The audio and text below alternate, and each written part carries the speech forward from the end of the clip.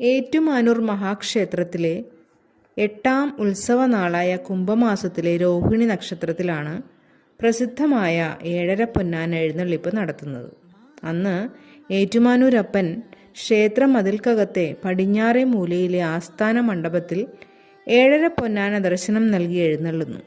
മലയാള വർഷം 929 വടക്കുംകൂർ രാജ്യം പിടിച്ചടക്കുന്നതിനായി തിരുവിതാംകൂർ രാജാവിൻ്റെ സൈന്യങ്ങൾ ഏറ്റുമാനൂരിലെത്തുകയും അവിടെയുള്ള മാധവിപ്പിള്ള നിലയത്തിലെത്തി അവിടുത്തെ ഫലവൃക്ഷങ്ങളും മാധവിപ്പിള്ള മഠവും നശിപ്പിച്ചു കളയുകയും ചെയ്തു അത്രേ.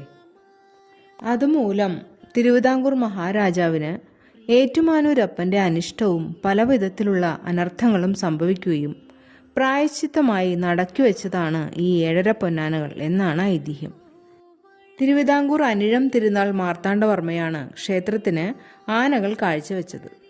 അഷ്ടദിക്പാലരെയാണ് ഈ 8 ഗജങ്ങളായി സങ്കല്പിച്ചിരിക്കുന്നത്. ഇതിൽ വാമനൻ ചെറുതാകയാൽ അരപ്പൊന്നാനയായി.